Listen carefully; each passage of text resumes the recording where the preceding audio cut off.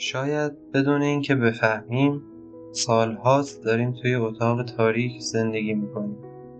اتاقی که دیوارهاش از خاطره‌های تلخ و شکایت‌های تکراری ساخته شده. هر روز همون حرف‌ها، همون تصویرها و ما فکر میکنیم داریم سبک میشیم. اما در واقع داریم عمیق‌تر فرو میریم.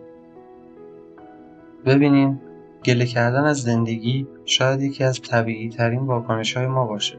وقتی اتفاقی برامون میفته که انتظارش رو نداشتیم، وقتی حس میکنیم بهمون بی‌انصافی شده، یا وقتی شرایط اونطور که میخوایم پیش نمیره، اولین کاری که ذهنمون میکنه اینه که شروع میکنه به شکایت کردن. اما یه نکته ظریف اینجا پنهون شده. شکایت کردن برخلاف چیزی که فکر میکنیم هیچ مشکلی رو حل نمیکنه. دقیقا مثل نشستن روی صندلی گهواره‌ایه.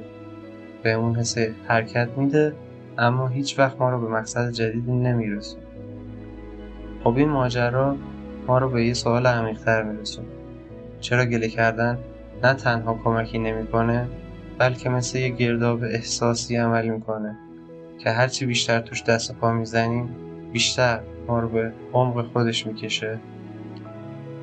وقتی ما مدام از شرایط زندگیمون شکایت میکنیم، در واقع داریم ناخودآگاه یه نقش خاص رو برای خودمون انتخاب میکنیم.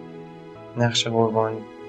و این احساس قربانی بودن مثل یه تور عنکبوت خیلی ظریف اما قویه که هرچی بیشتر برای رهایی تلاش میکنیم محکمتر توش گیر میفتیم.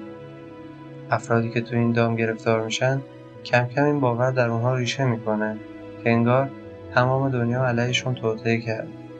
و جالبه که هرچی این افکار رو بیشتر با خودمون تکرار میکنیم، بیشتر میبینیم که حتی نزدیکترین آدم‌های زندگیمون هم کم کم از همون فاصله میگیرن. چون وقتی کسی مدام در حال شکایت و گله کردنه، یه انرژی منفی از خودش پخش میکنه که تحملش برای دیگران سخته. مثل این میمونه که توی اتاق کوچیک مدام دود سیگار پخش کنه. شاید خودمون متوجه نشیم اما بقیه نمیتونن نفس بکشن. اما ریشه این رفتار کجاست؟ چرا ما اینقدر راحت به این مسیر کشیده میشیم؟ راستش شکایت کردن از یه جهت یه راه فرار موقتی از مسئولیت پذیریه. وقتی ما مدام دیگران رو مقصر میدونیم، چه والدینمون، چه شریک عاطفیمون، چه شرایط جامعه و چه شانس بد، در واقع داریم به خودمون میگیم من هیچ کاری نمیتونم بکنم چون مشکل از من نیست. و این راحت ترین راهه، چون مسئولیت گرفتن یعنی قبول کنیم که باید تلاش کنیم، باید تغییر کنیم، باید از منطقه امن خودمون بیرون بیاییم. ولی قربانی بودن چی؟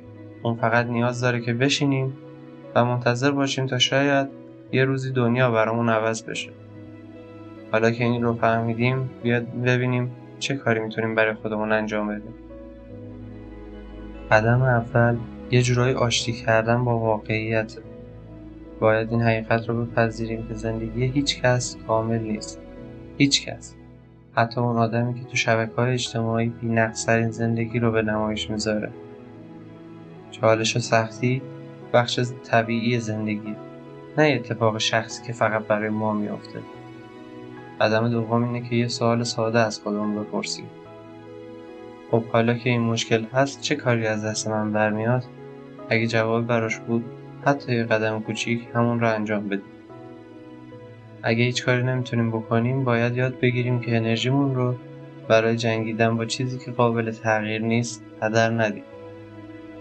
چون وقتی ما مدام یه زخم قدیمی رو میخارونیم فقط داریم بهش ضربه‌های تازه‌ای میزنیم و نمیذاریم خوب بشه. و اینجا یه نکته خیلی مهم هست. میدونم که پذیرش مسئولیت کامل زندگیمون ممکنه ترسناک به نظر برسه.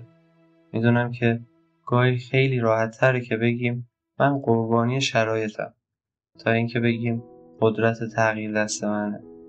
اما اگه واقعا دنبال رشدیم، اگه دنبال اون آرامش و رضایت درونی هستیم، راهی جز این نیست. باید بپذیریم که دنیای بیرون از ما تا حد زیادی انعکاس دنیای درون ماست. چارلی مانگر، یکی از موفق‌ترین آدم‌های دنیا، یه جمله تکون‌دهنده داره که میگه هر وقت فکر کردید یه موقعیت یا یه فرد خاص داره زندگیتون رو تباه میکنه، در واقع این خودتون هستین که دارین زندگیتون رو تباه میکنین. اینو یادتون باشه که احساس قربانی بودن شاید آسان‌ترین راه باشه، اما قطعاً فاجعه بارترین شیوه برای گذروندن عمره.